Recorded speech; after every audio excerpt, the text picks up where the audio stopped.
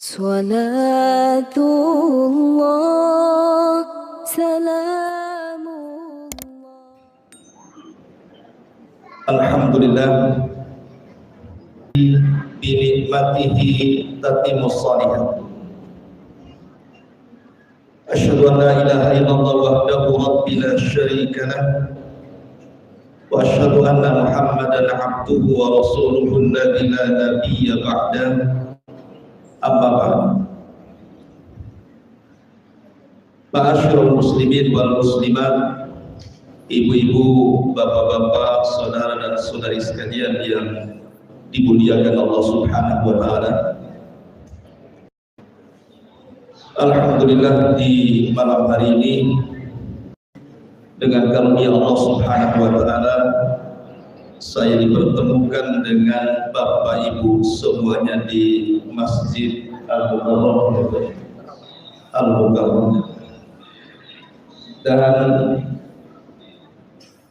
saya ucapkan ribuan terima kasih khususnya kepada yang mengadakan acara di malam hari ini, dan yang saya muliakan tokoh masyarakat, tokoh agama, para kiai, para ustadz, para habaib mungkin di sini, dan juga yang tidak bisa saya sebutkan satu persatu, ibu bapak sekalian semua, semoga kita dimuliakan Allah Subhanahu wa taala.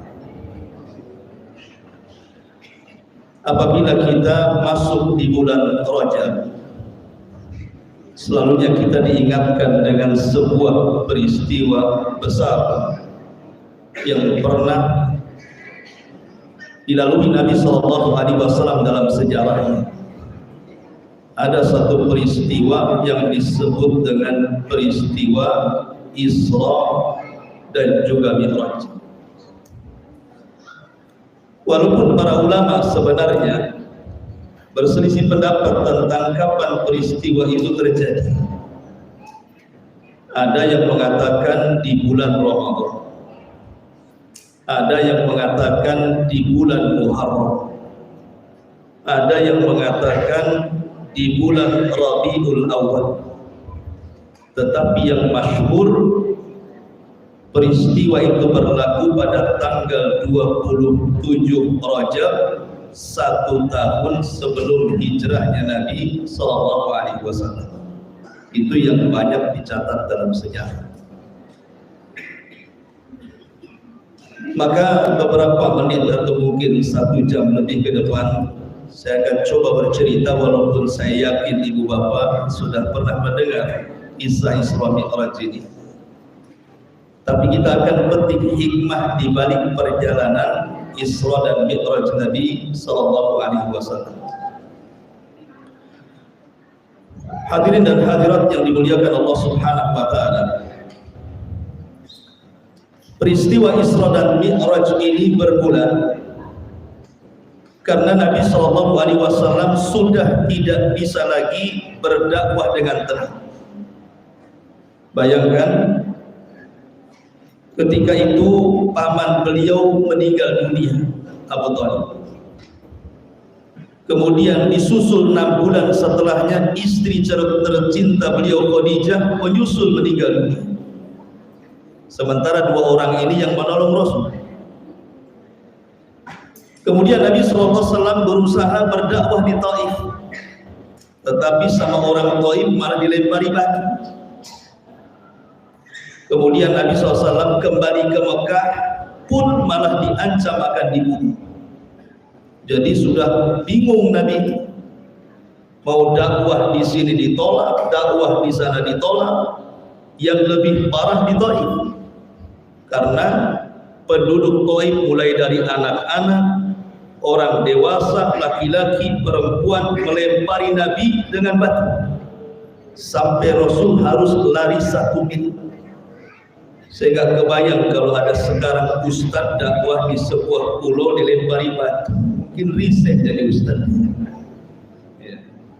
Saking beratnya gitu ya dakwah Nabi itu. Jadi ketika Nabi SAW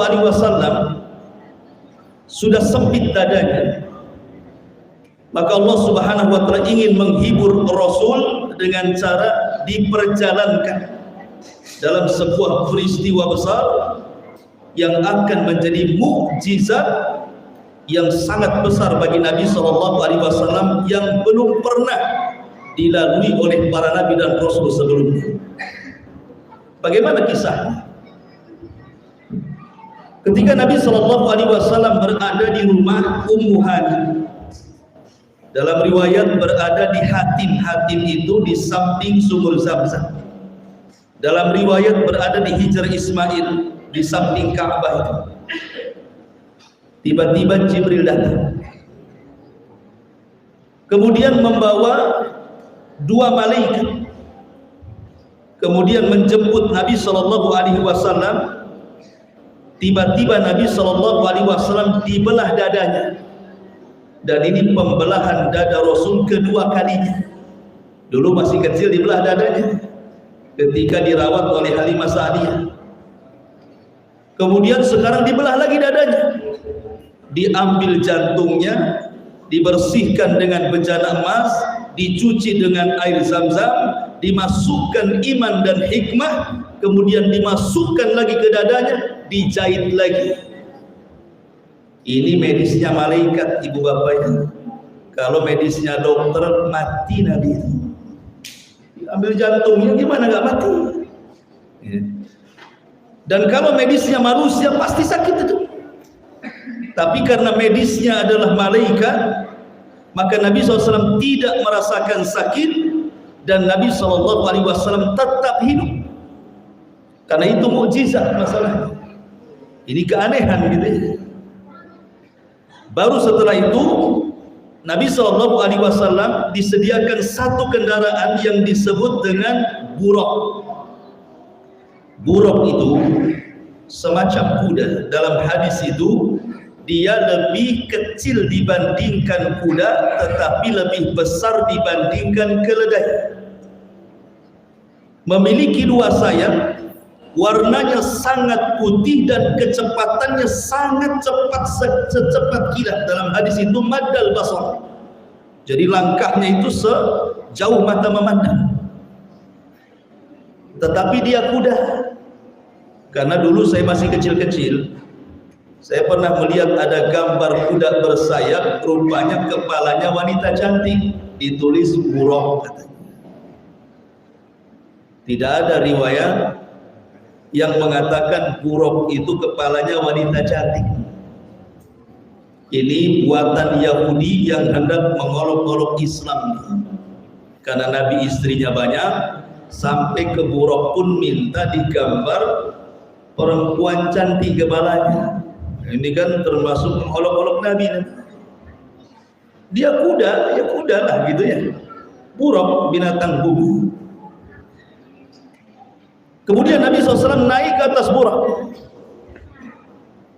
Melesatlah buraq dari mana? Dari Masjidil Haram ke Masjidil Aqsa. Perhatikan ayatnya. Allah Subhanahu wa taala berfirman, Subhanalladzi asra bi'abdihi laylan minal Masjidil Haram ilal Masjidil Aqsa. Maha suci Allah yang memperjalankan hambanya dari Masjidil Haram ke Masjidil Aqsa. Subhanallah.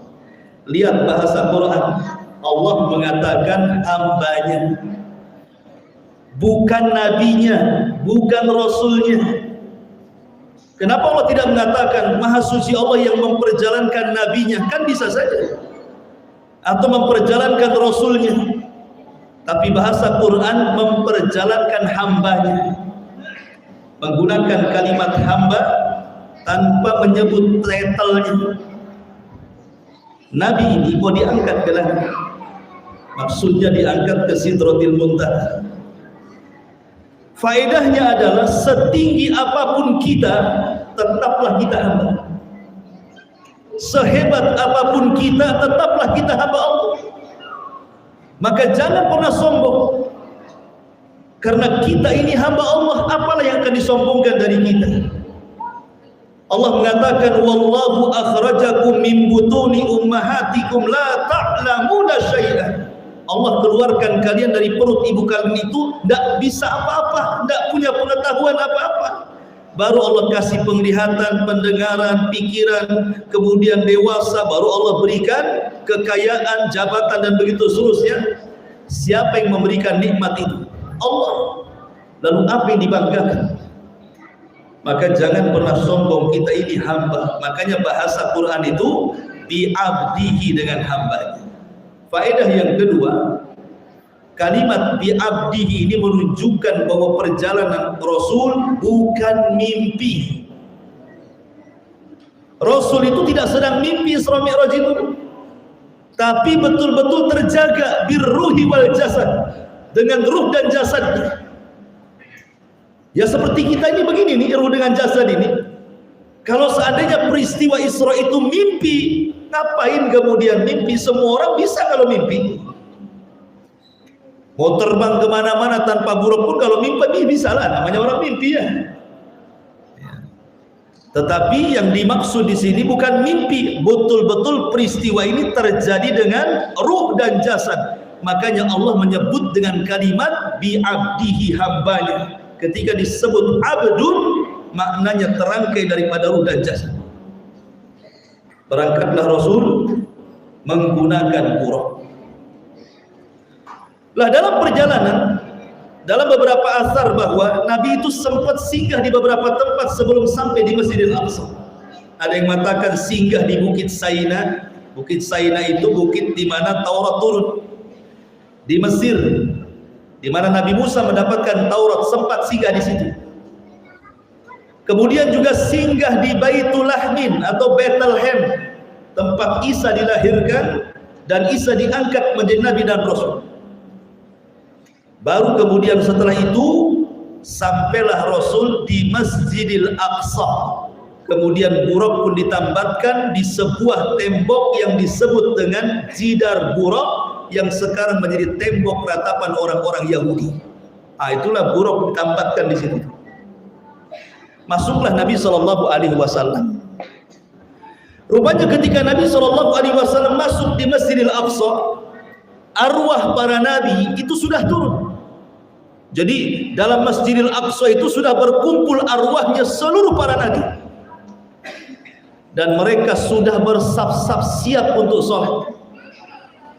Maka Nabi SAW kemudian diizinkan oleh ruhnya para nabi yang digambarkan di belakang Rasul agar Nabi menjadi imam bagi mereka. Pertanyaannya, kenapa Nabi SAW harus melalui Masjidil Aqsa menuju Sidratil Muntaha? Kan bisa saja dari Mekah langsung kan? Dari Mekah naik ke langit ke Sidratul Muntaha, balik lagi ke Mekah kan? Bisa saja. Kenapa mesti lewat Masjidil Aqsa? Berangkatnya lewat Masjidil Aqsa, turunnya pula lewat Masjidil Aqsa. Kata ulama, karena pintu langit itu sejajar dengan Masjidil Aqsa, makanya naik turunnya lewat situ. Kalau lewat Mekah tidak bisa, harus lewat Masjidil Aqsa. Yang kedua, Masjidil Aqsa itu kiblat seluruh para nabi, dan Nabi SAW bagian daripada para nabi itu. Makanya Nabi SAW juga di awal sholat kiblatnya kemana? Ke Masjidil Aqsa kan? 6 bulan baru kemudian dialihkan ke Baitullah Al-Haram. Kemudian juga ketika Rasul sholat bersama para nabi, seolah-olah para nabi ini ingin memberikan estafet dakwah mereka kepada Rasul, bahwa agama Nabi SAW akan menjangkau seluruh agama nabi-nabi di belakangnya. Makanya kita lihat sekarang Islam ada di mana-mana kan? Ada di benua Amerika, benua Afrika, benua Eropa. Islam itu di mana-mana sampai ke masjid ini, Masjid Mukarramah. Coba aja dari Mekah sampai ke sini gitu. Taib, ini disebut dengan perjalanan Isra namanya ya. Isra itu berjalan tengah malam. Jadi kalau Bapak Ibu jalan malam-malam itu disebut Isra dalam bahasa Arab. Jalan di malam hari disebut Isra. Kemudian yang kedua, ada yang disebut dengan peristiwa Mi'raj. Ini yang menarik kita kisahkan. Mi'raj ini. Jadi ketika Nabi SAW sudah sampai di Masjidil Aqsa, maka Nabi SAW diangkat oleh Allah dengan malaikat Jibril. Kemana? Menuju langit. Abdullah ibn Mas'ud radhiyallahu anhu, jarak bumi dengan langit itu 500 tahun perjalanan. Tinggi kan? Lah ketika Jibril ini bersama Rasul naik ke langit pertama, langit itu ada pintunya. Nggak sembarang main tembus-tembus langit saja. Langit itu ada pintunya. Makanya Allah mengatakan dalam surah An-Naba ayat 19, wa futihatis sama fakanat abwab. Langit itu ada abwabnya, ada pintu-pintunya.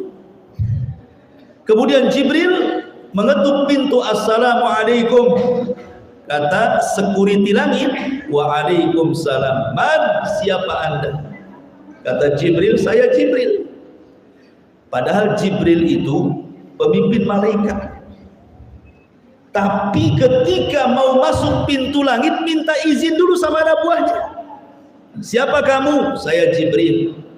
Lah siapa yang di belakang kamu itu? Kata Jibril, Muhammad. Awaqad uhiya ilai, sudah diperintah dia boleh naik katanya. Coba bayangkan, security langit saklapnya kayak gini coba. Padahal yang dihadapi itu ketuanya nih. Nih kalau ada security presiden kayak gini besok dipecat tuh. Enggak punya anak kan gitu ya. Masa pemimpinnya ditanya, siapa kamu? Saya Jibril. Siapa yang bersamamu? Muhammad. Sudah ditugaskan dia boleh naik ke langit. Nah, coba pemimpinnya diinterogasi itu. Tapi Jibril ini mengajarkan kepada kita tawadhu. Walaupun dia pemimpin para malaikat, security langit itu hanya menjalankan perintah Allah. Makanya dia tetap merendah. Siapa? Jibril. Sekarang ini kan tidak. Baru RT saja siapa? RT. Biasanya kan disebutkan detailnya. Kalau naik lurah, camat. Kadang-kadang seseorang itu tawadhunya kurang. Ya kan? Tapi Jibril mengajarkan kepada kita bagaimana pemimpin betul-betul tawadhu. Wow, kalau ada pemimpin seperti ini luar biasa. Tawadhu ya, rendah diri, pasti dicintai rakyat. Ma'asyiral muslimin yang dimuliakan Allah Azza wa Jalla. Kemudian setelah itu dibuka pintu langit. Naiklah Jibril ke langit pertama. Ada satu kisah. Ibu bapak pernah mendengar kisah Neil Armstrong? Pernah kan Neil Armstrong itu? Zaman dulu katanya ada orang yang sampai ke bulan. Namanya Neil Armstrong. Pertanyaannya, bulan itu di mana? Bulan itu di atas langit atau bulan itu di bawah langit? Kalau seandainya bulan itu di atas langit, berarti Neil Armstrong ini harus izin sama security langit. Assalamualaikum. Waalaikumsalam. Siapa? Neil Armstrong. Mau kemana? Ke bulan. Sudah diizinkan? Tak tahu. Kira-kira bisa masuk langitnya? Tidak mungkin kan? Artinya kalau seandainya posisi bulan itu di atas langit, berarti kisah Neil Armstrong masuk ke bulan itu dusta. Tapi kalau bulan itu di bawah langit, mungkin, ya kan? Karena kalau di bawah langit kan tidak ada pintunya. Kalau di atas langit ada pintunya, berarti harus nembus pintu dulu gitu ya. Maka pertanyaannya, bulan itu di mana? Di bawah langit atau di atas langit? Gitu ya. Karena ini menjadi polemik para ulama. Ada yang mengingkari keras bahwa tidak mungkin orang sampai ke bulan, itu mustahil. Walaupun tidak sedikit juga ada yang membenarkan bahwa Neil Armstrong itu naik ke bulan. Sampai akhirnya menjadi kebanggaan kan. Itulah Neil Armstrong sudah naik ke bulan, kamu masih kayak gini saja. Tetapi walaupun demikian tetap Nabi lebih hebat dibandingkan Neil Armstrong. Kenapa? Neil Armstrong turun dari bulan bawa tanah. Rasul turun dari Sidratil Muntaha bawa sholat. Mulia mana tuh? Tanah dengan sholat tuh. Sholat lah kan begitu ya. Kemudian di langit yang pertama, Rasul berjumpa dengan siapa? Nabi Adam. Adam ini Abul Bashar, bapak kita semua. Dan Allah menciptakan Nabi Adam itu fi ahsani taqwim, sebaik-baik bentuk. Sebaik-baik bentuk itu artinya tidak ada bentuk yang lebih indah dibandingkan Nabi Allah Adam alaihissalam, dan itu bapak kita. Lah ketika Nabi SAW berjumpa dengan Adam, kata Jibril, ya Muhammad sallim alaihi, wahai Muhammad ucapkan salam kepada Adam. Maka Rasul mengatakan assalamu alaikum ya Nabi Adam. Maka Adam mengatakan wa alaikumussalam marhaban binabiyyin salih wa ibnin salih. Selamat datang wahai nabiku yang saleh dan anakku yang saleh. Tiba-tiba Nabi Adam melirik ke sebelah kanan badannya, tersenyum dan tertawa. Apabila dia melirik ke arah kirinya, menangis. Jadi Nabi SAW heran kan? Dia bertanya sama Jibril, Jibril, maaf nih saya mau tanya, kenapa dengan Nabi Adam tuh? Kalau dia melihat ke arah kanan, dia tertawa, dia tersenyum. Kalau dia mengarah ke kiri, kenapa pula dia menangis? Kata Jibril, wahai Muhammad, ketika Nabi Adam melirik ke sebelah kanan, sesungguhnya Adam melihat arwah umatnya, keturunannya yang masuk ke dalam surga, maka Adam pun tersenyum. Tetapi ketika dia melirik ke arah kiri, dia melirik ruh-ruh umatnya, ruh-ruh keturunannya yang dimasukkan ke dalam neraka, maka Adam pun menangis. Artinya bahwa keturunan Nabi Adam tidak semua masuk surga dan tidak juga semua masuk neraka.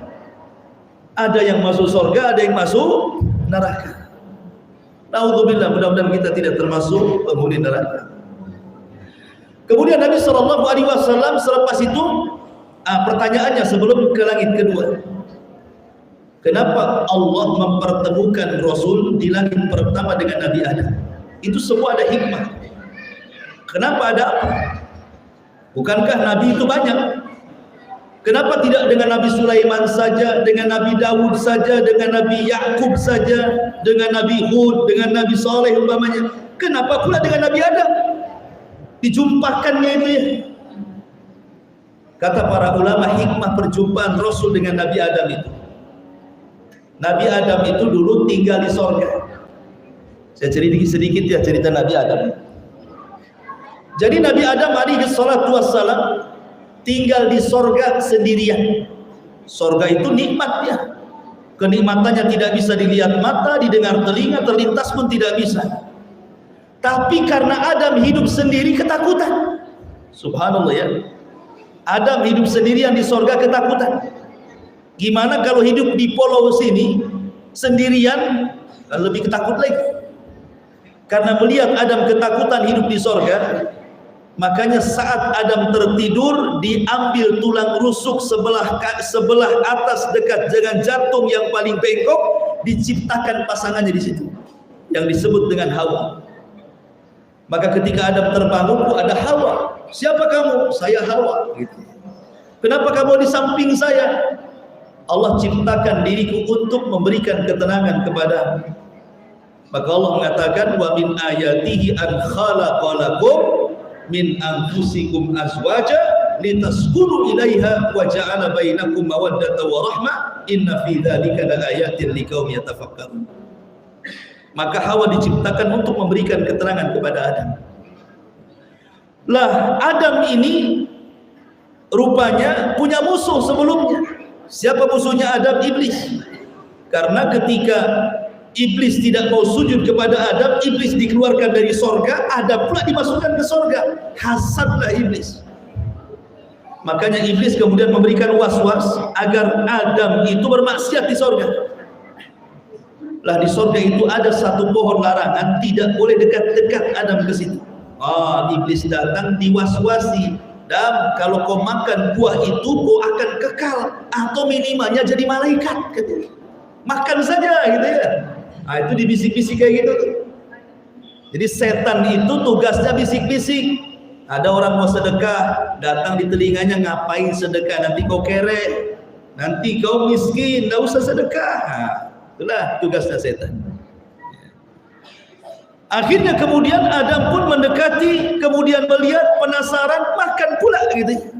Nah, sebab itulah Adam diusir, dihijrahkan dari surga ke mana? Ke bumi. Lah, Rasul ketika diperjumpakan dengan Adam di langit pertama itu, seolah-olah hikmahnya bagi Nabi, sebagaimana Adam hijrah dari surga menuju bumi, maka engkau pun akan mengalami hal yang sama. Engkau akan diusir oleh kaummu dan akan hijrah dari Mekah ke Madinah. Karena kan peristiwa Isra Mi'raj itu kan 1 tahun sebelum hijrah, dan menjadi sebuah kenyataan kan, setahun setelahnya Rasul diusir, kemudian hijrah dari Mekah ke Madinah. Itu diantara hikmah pertemuan antara Rasul dengan Nabi Adam. Kemudian Nabi SAW naik ke langit kedua. Berjumpalah di langit kedua dengan siapa? Dengan Nabi Isa bin Maryam dan kerabatnya, Yahya ibn Zakaria. Jadi ketemu dua Nabi itu di langit kedua. Pertama Nabi Yahya, yang kedua Nabi Isa. Apa hikmah pertemuan Rasul dengan keduanya? Hikmahnya adalah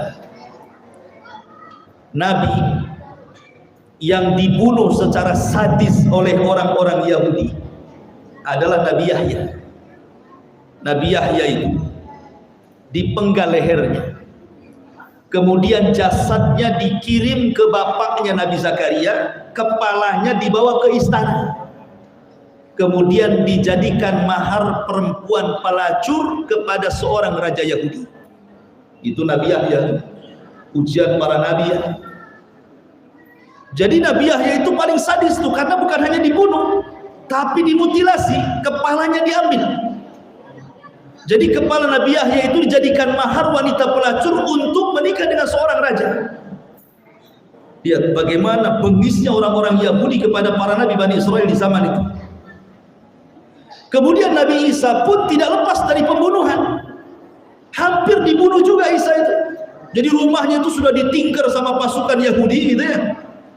Tetapi kemudian Allah Subhanahu wa taala selamatkan Isa dengan cara Isa diangkat ke langit. Sehingga yang ditangkap adalah orang yang diserupakan dengan Isa. Itulah yang kemudian dibunuh, disalib, sehingga orang-orang Yahudi mengira sudah membunuh Isa bin Maryam.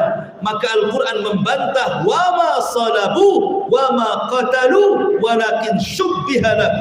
Isa tidak disalib, Isa tidak dibunuh, bahkan Isa diserupakan, bal rafa'ahu Allahu ila sama, bahkan Isa diangkat ke langit. Artinya bahwa orang-orang Yahudi ini berusaha untuk membunuh para nabi.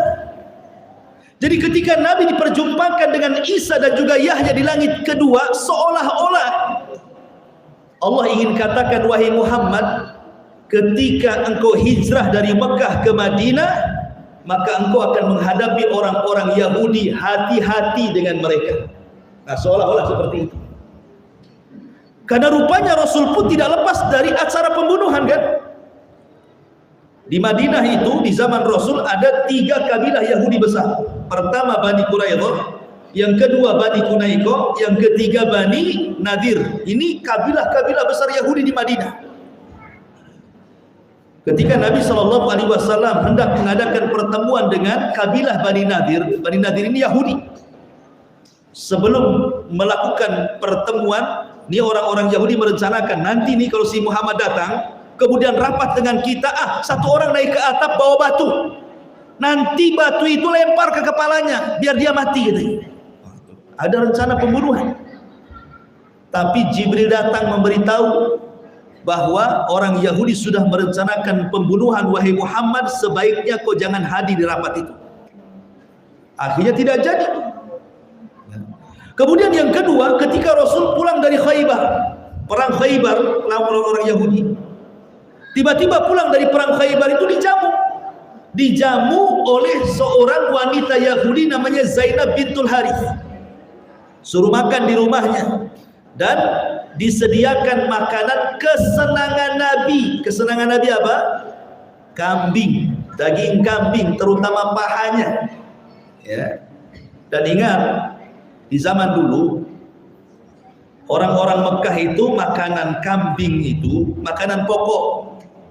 Jadi orang-orang Arab, khususnya orang Mekah, makanan pokoknya daging kambing. Lain dengan orang-orang Madinah, makanan pokoknya kurma. Di zaman itu, di zaman Nabi maksudnya ya. Sehingga orang-orang Mekah itu, walaupun mereka makan kambing, nggak akan kolesterol, nggak akan darah tinggi. Ya. Kenapa? Karena kambing yang ada di Mekah itu sudah didoakan Nabi Ibrahim bahwa kambing yang ada di Mekah itu semua berkah. Makanya orang Arab makan kambing, pagi makan kambing, siang makan kambing, sore makan kambing, malam makan kambing. Nggak akan ada namanya darah tinggi, kolesterol, nggak ada.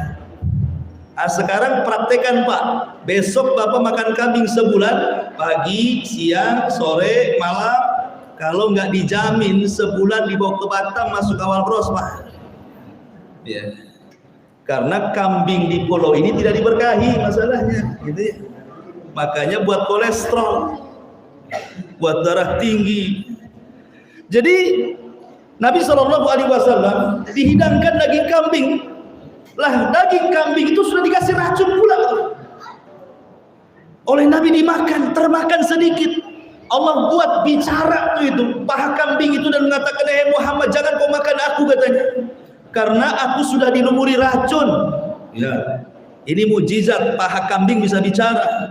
Kalau kita lagi makan ayam tiba-tiba bicara, nggak jadi dimakanlah itu. Ya. Artinya bahwa ini mujizat Nabi, langsung dibuang tuh. Kemudian Rasul mengatakan kepada Bani Quraidah, "Apakah betul kalian meletakkan racun di paha kambing ini?" Kata orang Yahudi, "Betul wahai Muhammad." "Kenapa kalian lakukan?" Lihat alasannya orang Yahudi, "Karena kalau engkau nabi palsu pasti kau mati. Kami istirahat, senang. Tapi kalau kau nabi asli pasti tidak akan mati," katanya. Oh, jawabannya itu enak kali. Ya. Lah artinya bahwa di sini saya ulangi, kenapa Rasul di langit kedua berjumpa dengan Isa dan Yahya ini? Faedahnya sekali lagi, sebagaimana Isa dan Yahya dirongrong orang-orang Yahudi, maka dakwah Nabi pun akan dirongrong orang Yahudi, dan kita pun selama sebagai umatnya dalam berdakwah pun tidak lepas daripada rongrongan dakwah. Maka bersabarlah saat berdakwah. Kemudian Nabi SAW naik ke langit keberapa? Langit ketiga. Berjumpa dengan Nabi siapa di langit ketiga? Nabi Yusuf.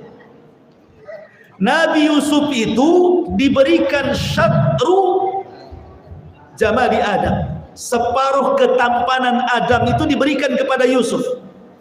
Menunjukkan Adam itu ganteng sekali gitu ya. Karena separuhnya saja diberikan kepada Nabi Yusuf, itu sudah memfitnah banyak wanita di zaman. Jadi ceritanya begini, Nabi Yusuf ini kan dilempar tuh sama saudara-saudaranya ketika usia 10 tahun ke dalam sumur karena hasadnya. Tiba-tiba datang pedagang yang mengarah ke Mesir. Ketika nyari air dapat sumur, ketika ngambil air nimba, bukan dapat air, dapat anak pula ditimbal. Rupanya Nabi Yusuf.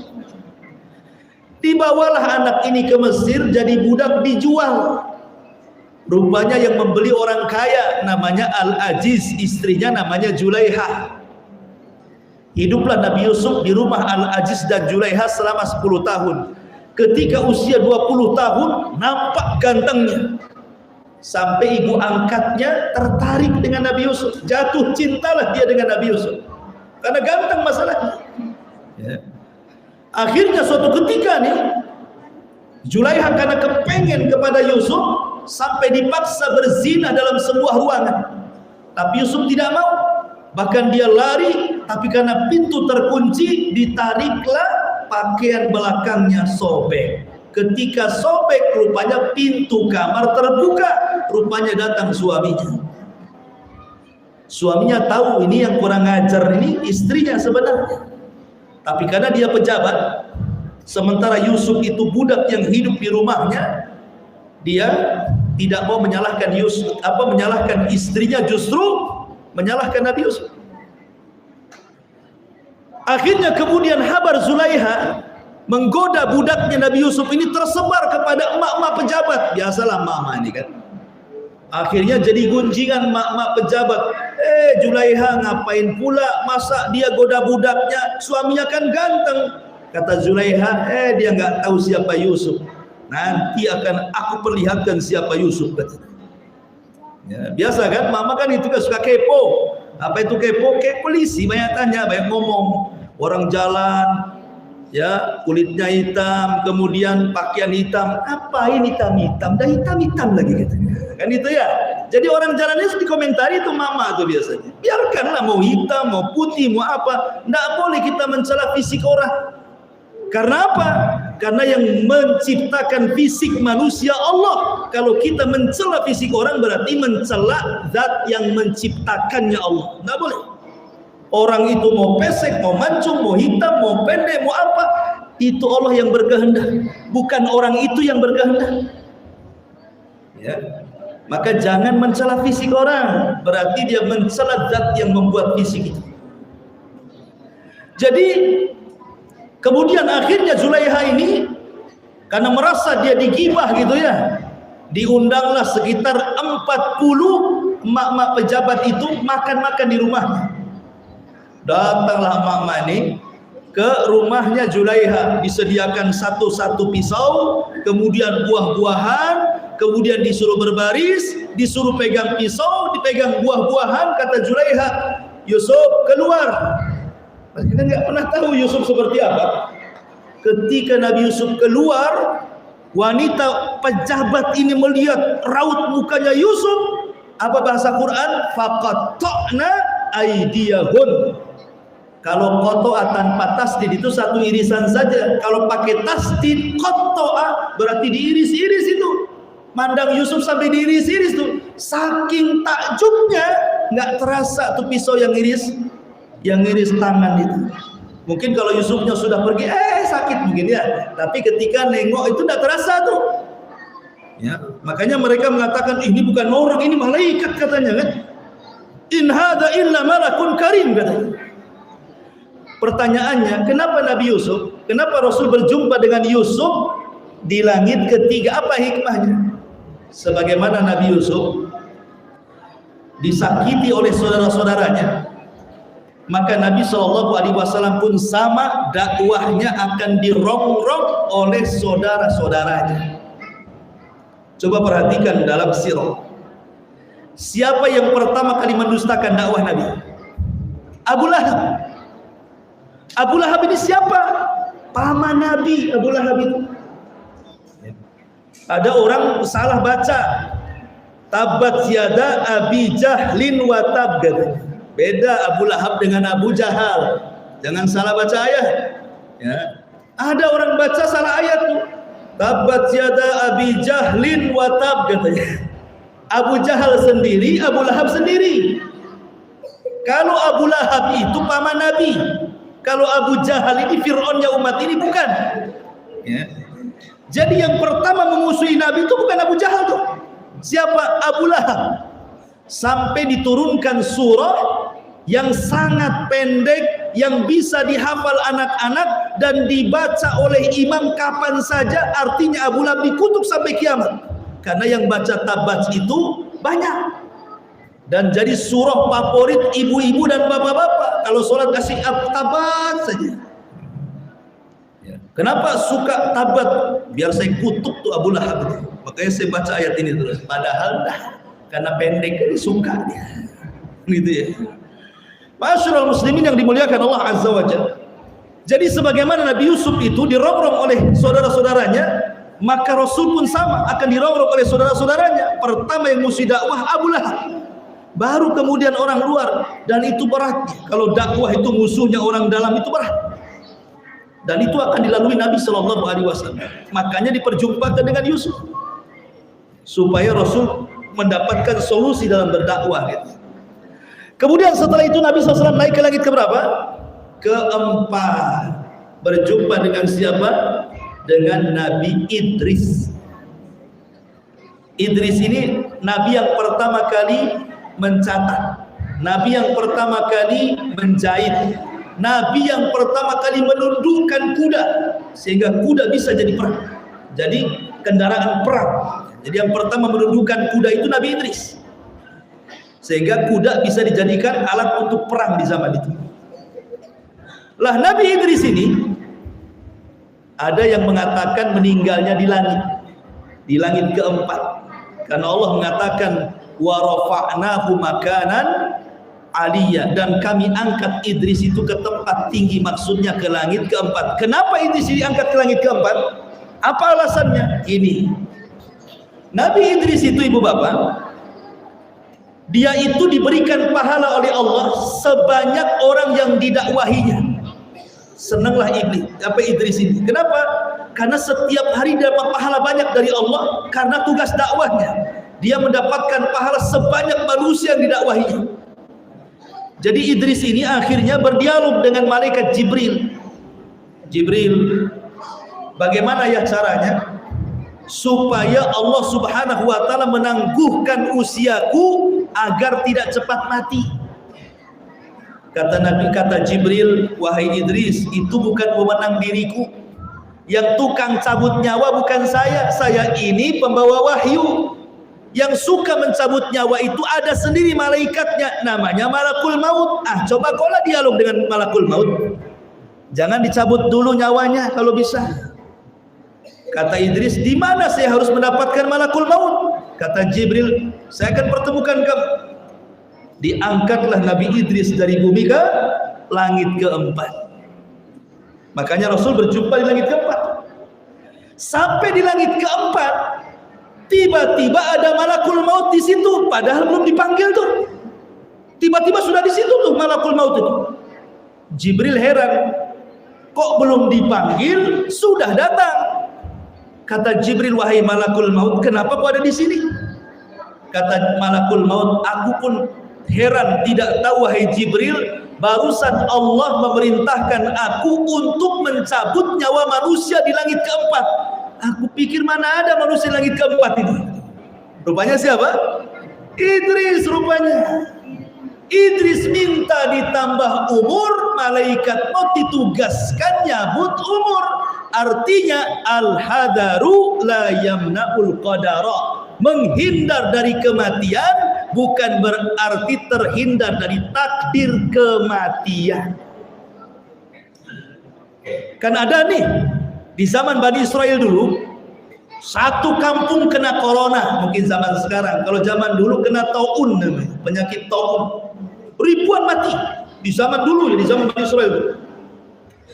Akhirnya orang-orang yang selamat dari taun itu keluar ke lembah-lembah.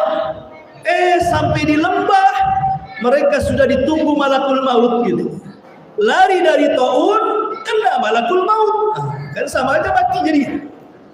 Menghindar kematian tidak mencegah takdir kematian. Tidak mati karena corona, mati karena tenggelam, mati karena ditabrak. Di zaman dulu tidak ada orang mati di jalan itu, ibu, karena tidak mungkin unta nabrak unta. Sekarang kan bus dengan motor, kan ya, tronton dengan sepeda. Hari-hari orang mati di jalan sekarang. Zaman Nabi nggak ada cerita orang mati di jalan itu, karena nggak ada kuda nabrak unta, ya. Tapi hari-hari ini orang mati ada saja tuh, nggak kena corona mati di jalan, kan itu ya. Artinya bahwa, saya ulangi, Nabi berjumpa dengan Idris itu maksudnya bahwa Nabi akan diangkat derajatnya sebagaimana Idris pun diangkat derajatnya dari bumi diangkat ke langit keempat. Maka Rasul pun akan diangkat derajatnya. Bagaimana cara Allah mengangkat derajat Rasul? Allah berfirman, wa rafa'na laka dzikrak. Kami akan angkat dirimu wahai Muhammad sehingga namamu akan disebut-sebut seantero dunia. Makanya survei mengatakan nama terbanyak di dunia adalah nama Muhammad. Coba. Tetapi nama-nama musuh Nabi tidak ada satupun yang diangkat namanya. Walaupun orang kafir. Contoh nih, ada orang kafir, orang Cina, orang kafir, Tanya, nama anaknya siapa? Abu Jahal. Nggak ada. Nggak ada orang yang kasih nama anaknya Abu Jahal walaupun dia orang kafir. Tapi nama Muhammad ada walaupun orang kafir. Ya, artinya apa? Allah angkat nama Muhammad. Si Michael, orang barat masuk Islam, jadi Muhammad Michael. Pasti ada Muhammad di situ. Ya. Makanya kemudian nama Muhammad itu nama yang paling banyak disebut orang. Azan nama Muhammad disebut, qomat nama Muhammad disebut, tasyahud nama Muhammad disebut, sholawat nama Muhammad disebut, semua nama Muhammad disebut. Ya. Itulah diangkat derajatnya oleh Allah Azza wa Jalla. Disebut-sebut namanya. Wa rafa'na laka dzikra. Kemudian setelah itu Nabi naik ke langit ke berapa? Langit ke 5. Berjumpa dengan Nabi siapa? Nabi Harun. Nabi Harun ini jadi nabi karena syafaat Nabi Musa. Kan itu kan saudara. Harun abangnya, Musa itu adiknya. Musa ini ngomong pelat. Bahasanya tidak fasih. Nabi Musa itu bukan ahli bahasa. Nabi Musa itu sudah bukan ahli bahasa kalau ngomong pelat Nabi Musa itu. Makanya kenapa Musa itu selalu berdoa, Rabbi shrah li sadri wa yassir li amri wahlul 'uqdatan min lisani yafqahu qawli. Ini kan doanya Nabi Musa. Ya Allah, lepaskanlah ini pelat-pelatku ini supaya si Fir'aun itu paham dengan bahasaku gitu. Akhirnya karena dia pelat, karena begini, kenapa Musa bisa pelat ngomongnya? Karena waktu Musa kecil, masih bayi, ya kan? Musa ini ya usia 3 tahun gitu ya, digendong sama Fir'aun. Fir'aun itu kan bapak angkatnya Nabi Musa. Rupanya janggut Fir'aun itu ditarik, langsung Fir'aun tersungkur. Bayi bisa narik janggut, bisa Fir'aun bisa tertarik ke depan. Kok kuat kali tenaganya? Jangan-jangan bayi ini yang diramalkan dukun itu. Wah. Dari situ Fir'aun hampir membunuh Nabi Musa waktu masih bayi. Akhirnya kemudian istrinya Fir'aun namanya Asya bintu Muzahim itu kan wanita muslimah. Wanita terbaik dunia itu 4. Istri Fir'aun Asya bintu Muzahim, Maryam bintu Imran, istri Nabi Khadijah bintu Huwailid, putri Nabi Fatimah bintu Muhammadin sallallahu alaihi wasallam. Ini namanya wanita terbaik. Lah Asya bintu Muzahim langsung mengambil anaknya ketika mau dibunuh dibunuh Fir'aun ini. Kemudian Aisyah bintu Muzahim mengatakan, wahai suamiku, ini hanyalah anak-anak, ini masih bayi gak berakal.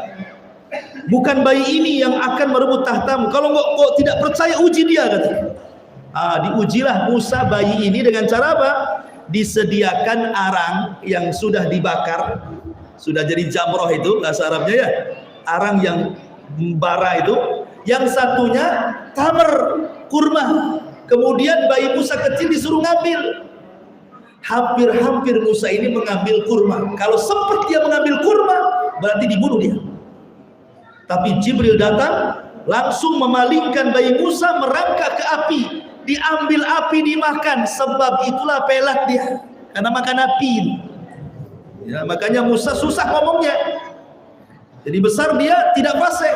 Karena tidak fasih, ketika jadi nabi, dia minta agar kakaknya Harun dijadikan nabi. Karena Harun itu orator orangnya. Maka Harun itu jadi nabi karena syafaat Nabi Musa. Dia jadi nabi. Dan Harun itu orangnya lembut, dicintai Bani Israel. Makanya hikmah kenapa Rasul berjumpa dengan Nabi Harun, seolah-olah Allah memberikan pesan kepada Rasul, berdakwahlah selembut dakwahnya Harun. Jangan kasar-kasar kalau dakwah itu. Wa bima rahmatin minallahi lintalahu. Walau kunta faddan ghalidhal qalbi lan faddu min haulik. Ya Muhammad, kalau engkau keras dalam berdakwah, nyingkir semua orang, enggak akan ada orang yang datang menerima dakwahnya itu. Jadi ada pelajaran bagi Nabi dakwah dengan cara lembut. Setelah itu Nabi naik ke langit ke berapa? Ke-6. Berjumpa dengan siapa? Nabi Musa. Musa Kalimur Rahman. Ketika Nabi Musa melihat Rasulullah, Musa menangis. Kemudian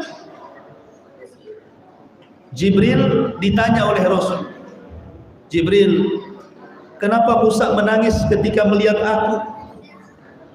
Maka Jibril mengatakan, Musa mengatakan, ya Rabb, kok bisa ada orang semuda ini, maksudnya Rasulullah SAW, menjadi nabi akhir zaman, tetapi umatnya jauh lebih banyak masuk surga dibandingkan umatku, kata Musa. Kemudian Musa menangis. Musa itu bukan hasad kepada Rasul, tidak. Karena kalaulah bukan karena Allah kemudian Nabi Musa, Pak, tentu kita sholat ini 50 waktu. Kita harus berterima kasih sama Nabi Musa. Karena ketika Nabi SAW diperintahkan sholat 50 waktu, kemudian turun berjumpa dengan Nabi Musa, ditanya Nabi Musa, apa yang Allah perintahkan? 50 waktu sholat. Kata Nabi Musa, jangan kau turun, kau naik lagi, tolong minta sama Allah dikurangi. Aku sudah coba kepada Bani Israel, nggak kuat, apalagi umatmu, naik lagi ke atas, katanya. Yang nyuruh naik siapa? Nabi Musa. Kalau Nabi Musa tidak nyuruh, kemudian Rasul pulang membawa 50 waktu, jangan 50 waktu, 5 waktu saja kadang sholat, kadang tidak, mau 50 waktu pula kan itu ya. Mana bisa. Maghrib alasannya capek dari laut, Isya alasannya ngantuk, kan itu ya. Nanti subuh alasannya bablas tidurnya. Wah, alasan, banyak alasan orang itu akhirnya meninggalkan sholat. Ya. Itu baru 5 waktu, 1 gudang alasannya. Kalau 50 waktu 5 gudang itu alasannya. Ya. Artinya bahwa di sini Nabi Musa sangat berjasa kepada kita, karena dia yang menyuruh Rasul minta diringankan sholatnya dari 50 jadi 5 waktu. Kemudian Nabi SAW naik ke langit yang terakhir, langit ke-7, berjumpa dengan siapa? Nabi Ibrahim. Dan Ibrahim itu nabi yang paling mirip mukanya dengan Rasulullah, ya, karena kakek buyutnya. Ya, Rasul itu kan keturunan Ismail putra Ibrahim. Lah Ibrahim ini sedang bersandar di tiang Baitul Ma'mur. Baitul Ma'mur itu Ka'bahnya malaikat. Kata para ulama, Ka'bah malaikat itu sejajar dengan Ka'bah yang ada di bumi. Jadi kalau jatuh Ka'bah malaikat, ngena Ka'bah yang ada di bumi. Lah setiap hari Ka'bah malaikat itu ada 70.000 malaikat tawaf setiap harinya, kemudian keluar tidak pernah kembali. Besoknya datang malaikat dengan jumlah yang sama, tawaf, keluar nggak pernah kembali. Besoknya datang malaikat dengan jumlah yang sama, keluar nggak pernah kembali. Subhanallah, lihat berapa jumlah malaikat kalau begitu. Wa ma ya'lamu junuda rabbika illa hu. Tidak ada yang tahu jumlah malaikat kecuali Allah. Artinya itu Allah kaya dengan tentara. Kalau semua manusia kufur, tidak mungkin mengurangi kekuasaan Allah. Kalau semua manusia beriman, tidak mungkin juga menambah kekuasaan Allah. Cukup malaikat sudah beribadah kepada Allah, mereka tidak maksiat sama sekali. Ma'asyiral muslimin yang dimuliakan Allah Azza wa Jalla. Baru Nabi SAW naik di atas rop-rop. Dalam riwayat itu rop-rop itu sayap, diangkat oleh sayap sampai ke Sidratil Muntaha. Sidratil Muntaha itu, sidroh itu artinya pohon bidara, muntaha itu artinya akhir. Seluruh ilmu makhluk ada di sini. Pohon itu besar, sampai dalam riwayat kalau ada orang macu dengan kuda balap 100 tahun, bayangan pohonnya tidak terputus. Seperti apa tuh pohonnya? Kita ada pohon mangga nih, kemudian kita di bawahnya naung sedikit, langkah 1-2 meter saja sudah kena matahari. Ini sidroh, ini Sidratil Muntaha, ini pohon besar. Kalau ada orang memacu dengan kuda 100 tahun, bayangannya nggak akan terputus.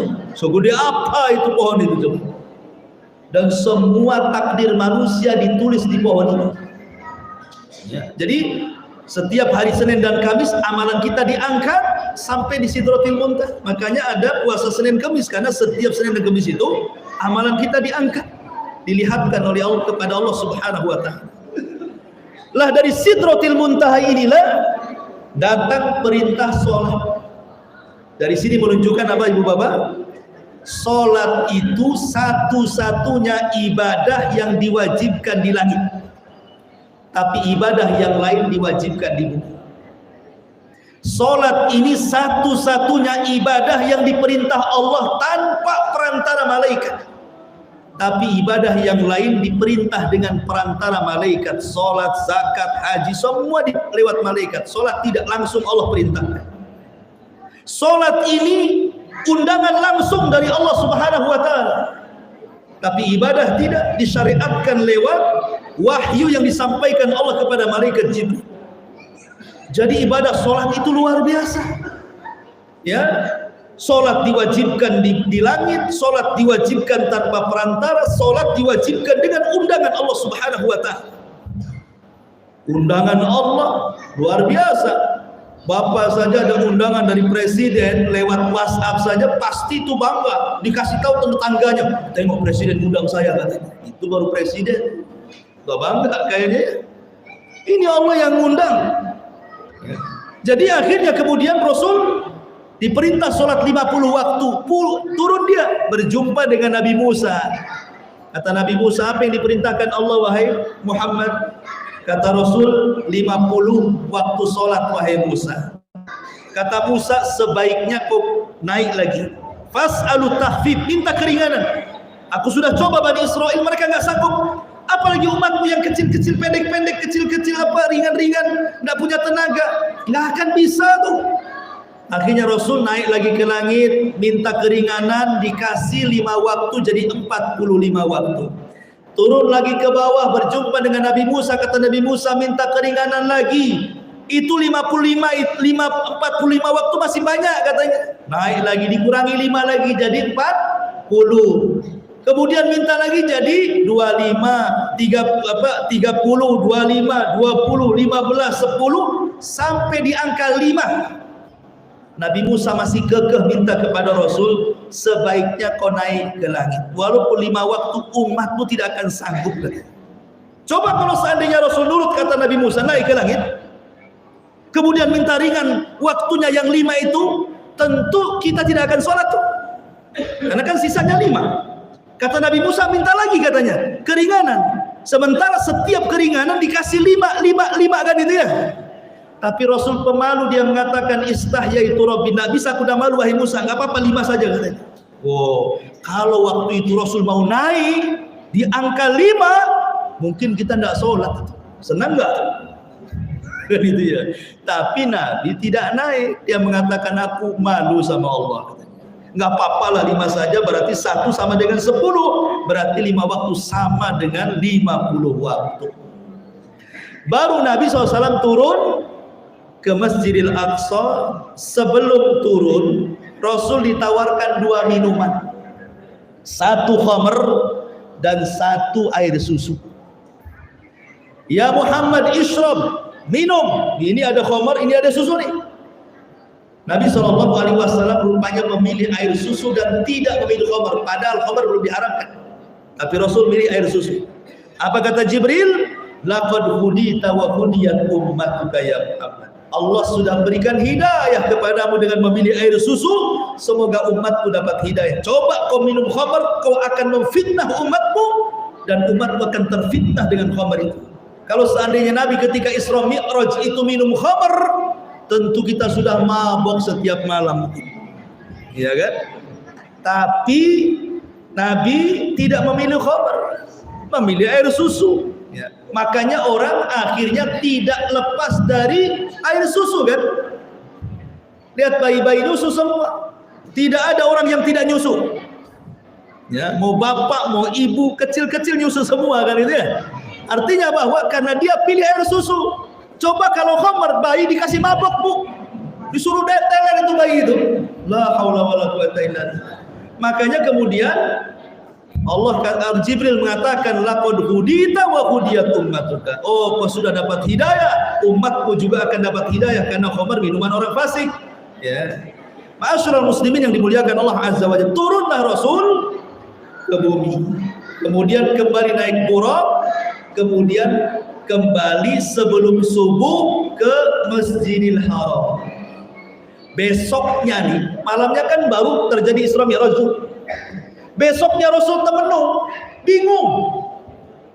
Dari mana caranya, gimana ini harus diceritakan sama orang ini.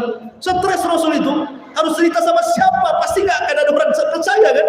Masa dalam satu malam Nabi SAW bisa melakukan perjalanan dari Masjidil Haram ke Masjidil Aqsa, habis itu ke Sidratul Muntaha, balik lagi ke Haram. Mana yang percaya? Bingunglah Nabi itu. Saking bingungnya, datang Abu Jahal. Abu Jahal itu Fir'aun yaumaddin, itu Abu Jahal. Kata Abu Jahal, "Hai Muhammad, ra'aituka humuman wa gumuman." Aku melihat kau lagi bingung, wahai Muhammad. Ada apa? Ceritakan kepada aku, katanya.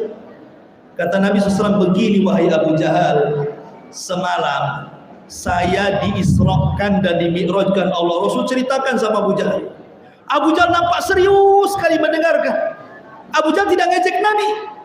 Tapi selesai Rasulullah cerita, Abu Jahal mengatakan begini, "Hei Muhammad, gimana kalau seandainya ku kumpulkan semua orang, kau cerita seperti yang kau ceritakan kepada aku?" Sebenarnya Abu Lahab itu mau mengolok-olok Nabi di tengah manusia. Dia tidak mau mengolok-olok duluan tuh. Dia maunya Rasul itu diolok-olok di tengah-tengah orang. Makanya dia serius dia. Gini saja, besok kamu datang ke sini, aku kumpulkan semua, kita buat acara, aku cerita seperti yang kau cerita kepada aku. Betul, besoknya Abu Jahal dikumpulkan satu Mekah. Kemudian Rasul datang, apa kata Abu Jahal? "Hai Muhammad, kau janji mau menceritakan apa yang kau ceritakan kepada aku. Sekarang kau ceritakan kepada mereka." Maka Rasul pun menceritakan. Semua tertawa. Ada yang mukul-mukul kepala saking lucunya, ada yang tenggoyang-goyang begini saking ngejeknya. Bahkan sahabat yang baru masuk Islam nengok wajah Rasul kayaknya mulai ragu-ragu, betulkah ini Nabi kah, ini bukan ya? Ya nggak mungkinlah satu malam bisa melakukan perjalanan dalam singkat Masjidil Haram ke Masjidil Aqsa 1 bulan dengan unta. PP udah 2 bulan dengan unta tuh. Kok 1 malam bisa sampai ke sana kan gitu ya? Akhirnya orang-orang sudah mulai mengatakan Muhammad gila katanya. Datanglah sebagian orang kepada Abu Bakar. "Hei Abu Bakar, sudah tahu gak cerita saudaramu itu si Muhammad itu?" Kata Abu Bakar, "Nggak tahu." Diceritakan. Semalam dia ngaku dari Masjidil Haram ke Masjidil Aqsa ke Sidratul Muntaha, balik lagi ke Aqsa, kemudian balik lagi ke Haram. Apa kata Abu Bakar? Kata Abu Bakar, "Seandainya ada cerita yang lebih mustahil daripada peristiwa Isra dan Mi'raj yang diceritakan kepadaku, aku orang yang pertama membenarkan ucapan Rasul." Oh Abu Bakar. Dari situ disematkan kalimat As-Siddiq di belakang nama Abu Bakar. Makanya disebut Abu Bakar As-Siddiq. Apa As-Siddiq itu artinya? Membenarkan di saat manusia mendustakan. Maka As-Siddiq lengket di nama Abu Bakar jadinya sampai hari ini. Abu Bakar Siddiq. Ya. Tapi zaman sekarang ada namanya Abu Bakar Siddiq tapi tidak mau membenarkan. Waktu suruh sholat tak mau sholat, berarti bukan Abu Bakar Siddiq. Ya. Karena Siddiq itu harus membenarkan perintah. Kalau namanya Abu Bakar ke masjid. Ya. Ma'asyiral muslimin yang dimuliakan Allah Azza wa Jalla. Kembali bahwa hikmah dari peristiwa Isra Mi'raj itu adalah ibadah sholat. Saya ringkas saja Bu ya, Bapak ya, karena waktu juga malam. Sholat itu memiliki 10 faedah. 10 faedah, 5 di dunia dan 5 di akhirat. Dan inilah keajaiban sholat. Di dunia, 1, sholat itu bisa mengabulkan doa siapapun yang berdoa kepada Allah. Orang kalau suka sholat, maka doanya akan mudah dikabulkan. Nabi Ibrahim ketika hijrah dari Syam menuju Mesir dengan Siti Sarah, lewat di sebuah negara rajanya zalim. Rajanya zalim, pantang melihat istri orang cantik diambil istrinya, dibunuh suaminya. Jadi Ibrahim mengatakan kepada istrinya, "Istriku, nanti kalau raja itu menangkapmu, jangan bilang kau istriku, bilanglah kau saudariku." Inilah kenapa Ibrahim ngajari bohong. Sebab inilah Ibrahim tidak bisa memberikan syafaat. Ketika manusia di padang mahsyar datang kepada Ibrahim, "Ya Ibrahim, isfa' lana ila rabbik, ala tara ila ma nahnu fi." Wa Ibrahim, berdoalah kepada Rabbmu, minta syafaat untuk kami. Tidakkah kau iba kami semua di sini? Kata Ibrahim, "Tidak bisa, karena aku pernah berbohong." Ya. Bohongnya di mana? Di sini bohongnya nih. Bilangnya sama istrinya, "Wahai istriku, kalau kau ditangkap oleh prajurit raja, jangan bilang istriku, nanti aku dibunuh. Bilang saja saudariku. Akhirnya betul-betul ditangkap. Gak peduli raja ini mau istrinya mau saudaranya, karena Sarah itu kan wanita tercantik di zaman itu, tetap saja ditangkap sang raja. Ibrahim langsung sholat. Ketika istrinya ditangkap, Ibrahim langsung sholat.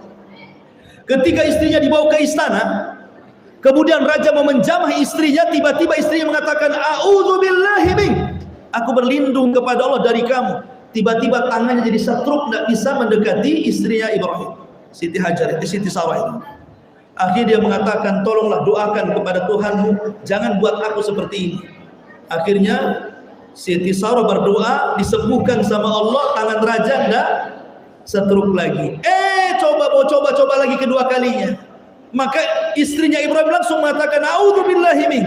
Setruk lagi dia sampai 3 kali. Ketakutan raja, dimarahi prajuritnya dan mengatakan, "Kalian ini gimana? Kusuruh kalian datangkan manusia, kau datangkan pula setan ke sini." Ketakutan, akhirnya diusirlah istrinya Ibrahim. Sebelum diusir dikasih hadiah budak namanya Hajar. Bawa budakku sana, katanya.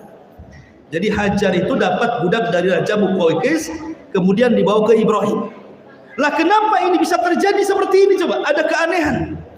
Karena sholatnya Nabi Ibrahim. Ibrahim sholat, minta kepada Allah agar istrinya dilindungi. Dari sini menunjukkan bahwa sholat itu faedahnya apa? Bisa mengabulkan setiap doa yang berdoa. Kenapa kita ini kalau doa tidak pernah dikabulkan? Jangan-jangan sholatnya bermasalah. Ini satu. Yang kedua, sholat itu menyelesaikan banyak masalah. Wa man yattaqillah yaj'al lahu makhraja wa yarzuqhu min haitsu la yahtasib. Barang siapa yang bertakwa kepada Allah, maka semua kesulitan pasti Allah akan carikan jalan keluarnya. Dan ciri orang yang bertakwa dalam surah Al-Baqarah ayat pertama dan ketiga, hudan lil muttaqin. Quran itu petunjuk bagi orang-orang yang bertakwa. Siapa orang yang bertakwa? Alladzina yuqimuna shalah. Salah satunya yang menegakkan salat. Artinya salat itu ciri dari orang yang bertakwa, dan takwa itu bisa menyelesaikan permasalahan. Siapa yang bertakwa, Allah carikan jalan masalahnya. Karena begini ya, Bapak Ibu, minimal 17 kali dalam sholat. Dalam satu sholat berapa kali coba? 4 kali lah. Kalau sholat isya 4 kali, kalau sholat maghrib 3 kali. Intinya kalau semua sholat berarti 17 kali mengatakan apa? Iyyaka na'budu wa iyyaka nasta'in. Hanya kepadamu kami menyembah dan hanya kepadamu kami meminta pertolongan. Apa artinya meminta pertolongan? Artinya meminta pertolongan itu maksudnya Allah dilibatkan dalam setiap permasalahan kita. Demi Allah ibu bapak, kalau seandainya ibu bapak menghadapi masalah berat, kalau Allah ikut terlibat dalam penyelesaian masalah, seberat apapun masalah, pasti Allah carikan jalan keluar. Tapi sekecil apapun masalah, kalau Allah tidak terlibat, jangan harap akan ada jalan keluar. Makanya melibatkan Allah dalam permasalahan itu dengan cara apa? Salat. Karena di situ ada kata-kata iyyaka na'budu wa iyyaka nasta'in. Berarti salat itu bisa menyelesaikan masalah. Jadi kalau ada masalah, buk salat. Ada masalah dengan suaminya nggak pulang-pulang, salat. Salat nanti besok pulang. Kemudian yang ketiga, bahwa di antara faedah salat itu akan membersihkan jiwa orang yang sholat itu. Maka penyakit-penyakit hati itu akan hilang. Kalau orang sholat itu tidak akan ada hasad lagi, akan dendam lagi. Karena penyakit hati itu bahaya. Pakaian kalau kotor bisa dicuci dengan backlin. Hati kalau dikotor tidak mungkin minum backlin. Mati dia. Ya kan? Artinya bahwa hati itu tidak bisa dibersihkan kecuali dengan salat. Qad aflahal mu'minun alladzina hum fi salatihim khashi'un. Sungguh beruntung orang-orang yang salat itu. Orang-orang yang khusyuk dalam salat. Artinya keberuntungan orang salat itu dibersihkan hatinya. Kemudian yang keempat, bukan hanya dibersihkan hatinya, orang yang salat itu kata Allah Subhanahu wa taala, maka akan ditenangkan, karena sholat bagian daripada zikir. Ala bi dzikrillahi tatmainnul qulub. Ingatlah, dengan zikir kepada Allah itu hati tenang. Tenangnya hati itu surga dunia. Kenapa orang tinggal di rumah sempit nampak lapang? Karena hatinya senang. Kenapa orang tinggal di rumah gedung mewah, luas, lega, tetapi hatinya sempit, kayaknya mau keluar aja dari rumah? Jadi yang membuat lapang rumah itu hati, sebagaimana yang membuat sempit rumah itu hati, bukan sempit rumahnya. Ya. Makanya Aisyah radhiyallahu anha, itu rumah Nabi itu hanya 4 meter kali 6 meter saja, berbentuk kamar. Nabi itu tidak punya rumah, Nabi itu hanya punya kamar. Makanya ada surat dalam Al-Quran namanya Hujurat, Suratul Hujurat. Apa Hujurat artinya? Kamar. Rasul tidak punya rumah, Rasul itu punya kamar-kamar. Satu kamar untuk Aisyah, satu kamar untuk Hafsah, satu kamar untuk Zainab. Kita ini tidak, satu rumah berapa kamar, Bu? Ya kan? Kadang ada yang 5 kamar, 4 untuk keluarga, 1 untuk setan, karena nggak ditempati. Ya kan? Jadi lihat bagaimana Aisyah radhiyallahu anha suatu ketika tidur. Aisyah ini kebiasaan Aisyah ini pelajaran bagi ibu-ibu ya. Aisyah ini kalau giliran Nabi bermalam di rumah Aisyah, selalunya Rasul itu diletakkan di pahanya. Jadi paha Aisyah itu jadi bantalnya kepalanya Nabi, dan ditunggu sampai Nabi kemudian tertidur, kemudian baru dipindah, baru dia tidur. Itu kebiasaan Aisyah seperti itu setiap malam. Kalau ibu saya nggak yakin seperti itu, pasti lempar bantal, aku tidur sana. Gitu ya. Artinya bahwa dan kamar Aisyah itu sempit, sehingga Rasul itu kalau tidur dengan Aisyah dempet, sehingga kalau Rasul pergi malam-malam ketahuan. Karena pernah suatu ketika Rasul pergi malam-malam, dalam hatinya Aisyah, jangan-jangan mau istri kedua, ketiga, cemburu dia, namanya manusia. Rupanya ketika bangun Rasul ke kuburan Baqi, ya, mendoakan kuburan Baqi, diikuti sama Aisyah dari belakang. Ketika selesai Rasul mau pulang karena takut ketahuan, langsung dia pulang duluan, ambil selimut, diselimuti, tapi namanya habis lari, kan bos-bosannya masih dengar. Aisyah, Rasul datang, kenapa kau Aisyah? Kau beritahu atau Allah yang kasih tahu, katanya. Gitu ya. Kata Aisyah, enggak Rasul, tadi aku kok kehilangan dirimu, ya, aku takut kau akan ke istri yang lainnya, gitu, cemburu dia. Artinya apa? Saking sempitnya suami pergi, Aisyah tahu. Kalau ibu enggak tahu suami pergi, kasurnya king, ibu di sini, suami di sana, kan? Gitu ya. Ya karena terlalu lebar, jadi nggak tahu suami kemana. Ya. Paksa jadi kasih CCTV pula kamarnya. Jadi ma'asyiral muslimin yang dimuliakan Allah Azza wa Jalla, maknanya begini. Jadi suatu ketika Aisyah itu menidurkan Nabi, kepalanya di pahanya, tiba-tiba dipandanglah wajah Nabi. Nah, ini juga pelajaran bagi ibu-ibu ya. Sekali-kali Bu, kalau suami lagi tidur, coba pandang wajahnya. Kayak apa wajah suami ibu? Kan itu. Maksudnya bukan negatif. Pandang bagaimana lelah letihnya suami, nampak lagi ngorok, bagaimana capeknya, supaya makin bersyukur. Syukurlah aku punya suami ini. Jadi Aisyah mandangi wajah Nabi, tiba-tiba menangis. Aisyah itu menangis sejadi-jadinya. Tiba-tiba meneteskan air matanya jatuh pula ke pipi Nabi. Nabi langsung sontak bangun, kemudian memandang istrinya Aisyah dan mengatakan, ya Aisyah, lima tabki wa lima dumu, kenapa kau nangis? Apa itu air matamu kok deras sekali? Lihat, kenapa Aisyah menangis? Apakah Aisyah menangis karena rumahnya sempit, hanya satu kamar? Apakah gara-gara dia tidak diberikan tas sama Nabi?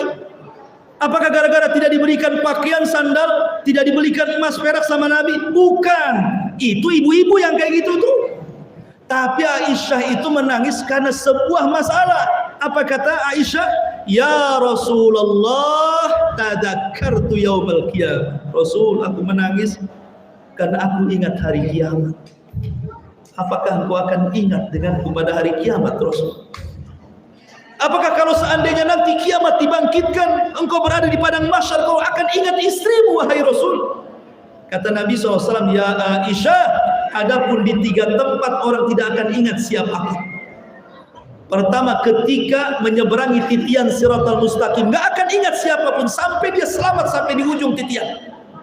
Yang kedua, ketika catatan diterbangkan sampai orang betul-betul mengetahui tangan kanan yang mengambil bukan tangan kirinya.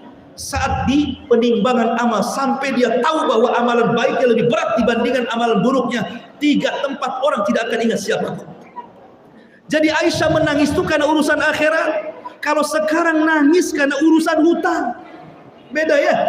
Jadi orang dulu nangis karena akhirat, orang sekarang nangis karena dunia. Loh, kenapalah tetangga sebelah itu bisa beli motor, kok saya tidak?